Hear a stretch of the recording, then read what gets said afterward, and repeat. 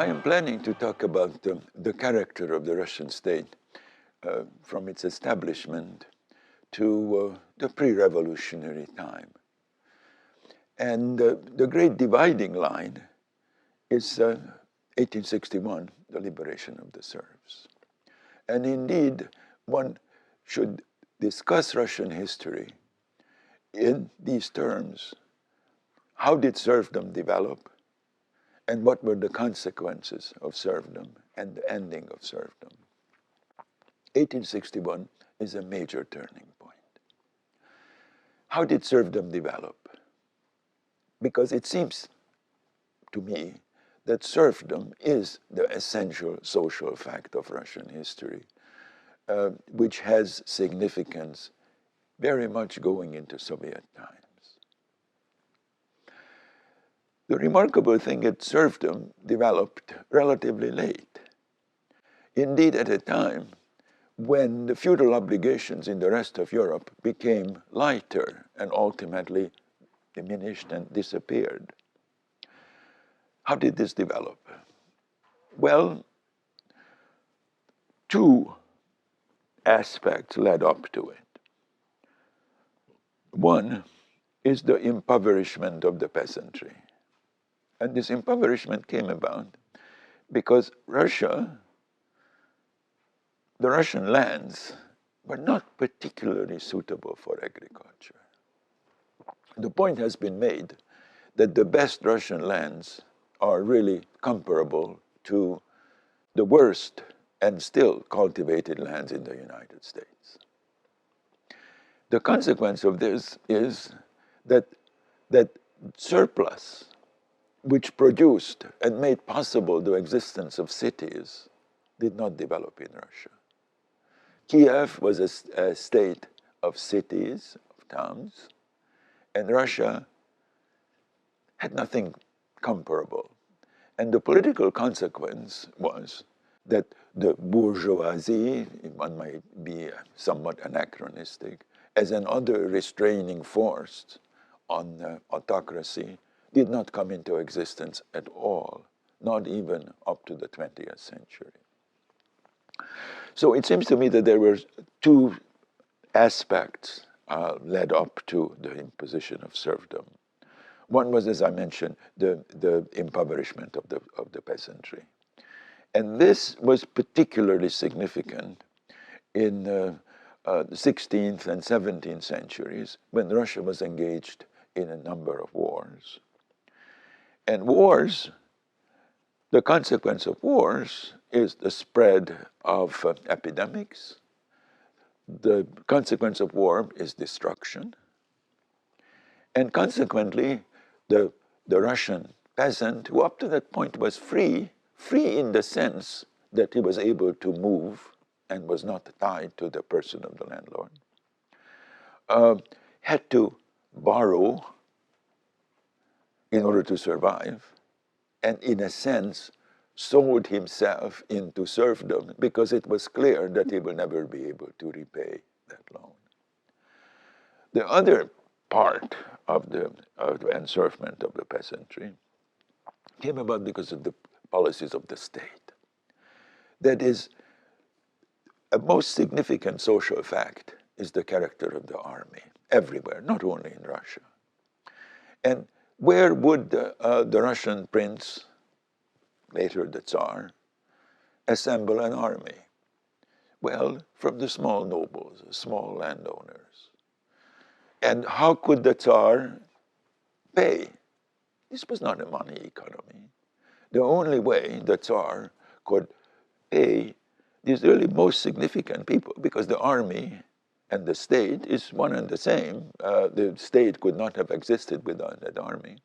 The only way that the Tsar, the prince, could pay his army is giving them land. The problem was that the land by itself was not very valuable because you needed people to cultivate that land. So what was happening in this period, and I'm talking about the 16th, 17th centuries, what was happening was that the aristocrats, and again, this is a controversial term, that is, let us say, the richer landlords, were in the position to compete for labor by offering better conditions to the peasants who would cultivate their land than the small nobles. And consequently, the impoverishment of the small nobles was a dreadful threat to the existence of the state because of the loss of the army. And consequently, the interest of the Russian gentry, and let us call the smaller landlords, this the gentry, and the state, that is the prince, Tsar, coincided against the interests of the aristocracy, against the interests of the serfs. So the state had an interest in the encirclement of the peasantry. And that developed gradually. Peasants were forbidden to move in certain years, and then ultimately in 1651, all free movement of the peasants were suspended, and the peasants came to be tied to the land. The second social fact is the character of this nobility. The nobility never and couldn't have that sense of unity which Western European nobilities had, for several reasons. First of all, because it was ethnically diverse. Some of them were descendants of Kievan princes, landlords. Some of them were, perhaps surprisingly, came from a Mongol background. But they acquired their power through service of the Tsar, as opposed to having ancient connections to certain segments of the land. In fact, the Tsar made it sure that such local powers would not develop by simply moving the aristocrats from one spot to another. And consequently, the aristocracy did not come to be able to oppose central power, or indeed become the mover of the policies of that state. Instead, what developed was a bureaucracy. Group of people who served the state and the Tsar. And in the top level, to be sure, they came from noble families, but not necessarily so. And their perceived interest was that of the interest of the state rather than of that social class. So consequently, in Marxist terms, to say that this was a state which served the interest of the nobility was not really accurate. The other thing which we should say about the character of that state is that it was a very weak state. And perhaps this sounds paradoxical to talk about autocracy and at the same time to say it was a weak state. By autocracy, we mean that there was no restraining force on central power. By weak state, I mean that the means, the instruments which the central power had or should have had to influence every aspect of what was going on in that country were missing. That is, Russia was very lightly governed. The bureaucracy never developed a esprit de corps. The sense of public service was never there. And consequently, this would be a great weakness. And one might say that the Soviet Revolution of 1917 aimed to overcome that weakness and establish a strong state. By a strong state, I mean that the state should be able to influence every aspect of the life of that entity. About Russian culture, what one should say that it remained a church.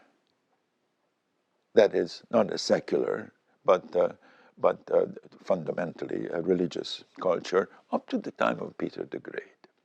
And what came with Peter the Great at the beginning of the 18th century was beginning of a division. And that division was between Russians who, on the one hand, believed that Russia is an independent, separate civilization who should follow a path different from the rest of Europe, versus another group who were attracted by what Europe had to offer.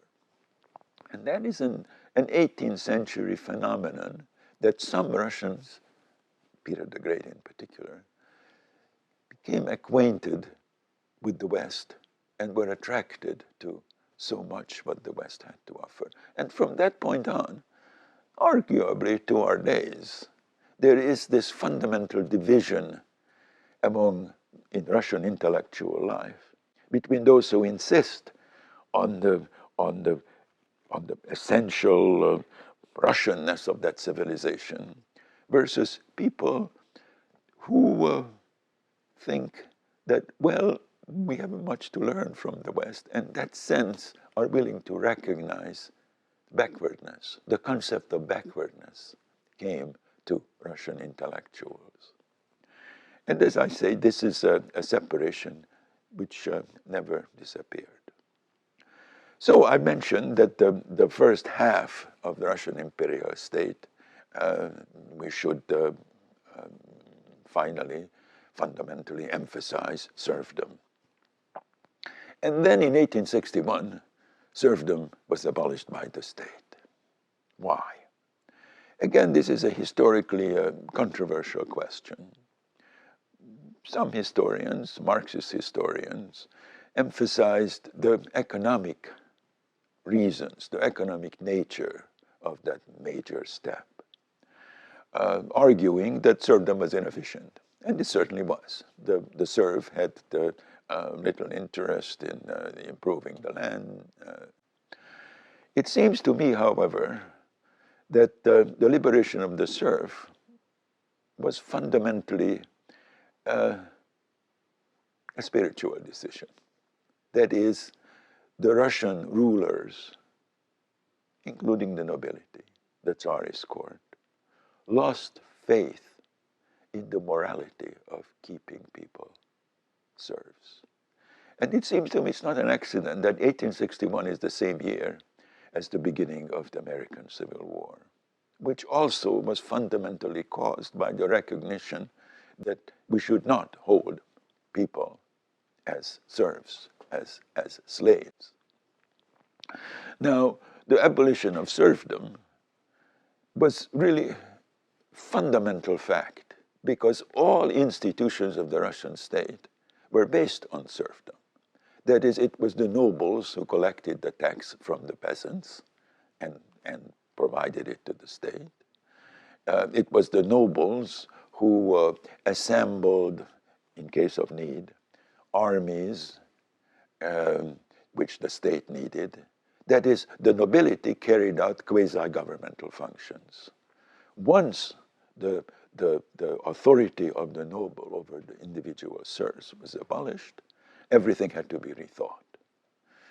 And so city entities, local governmental entities came into being, the so-called zemstva. City councils came into being very late in the life of the Russian state in the last decades of the 19th century. But fundamentally, this was a major change in every aspect of Russian life. It seems to me that serfdom was not abolished for economic reasons. One fact of the liberation of the serf was that the peasant commune remained in existence. The peasant commune was that the peasantry in their individual villages were able to divide responsibilities, land, taxes, by the, the, the, the, the, the village unit, the peasant commune. Now, some Russian intellectuals insisted that the peasant commune represented the Russian people, commitment to community.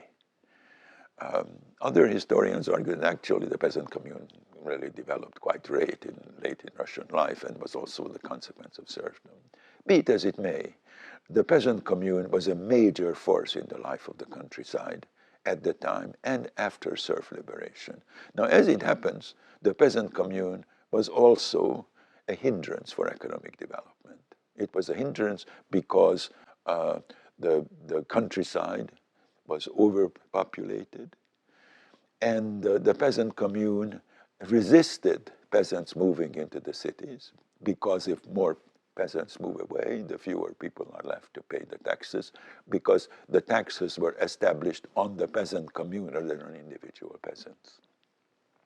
Nonetheless, the beginning of industrialization we can date with serf liberation. Without serf liberation, the great industrialization which took place at the end of the century could not have happened. Let me turn to industrialization and the consequences of industrialization at my next segment.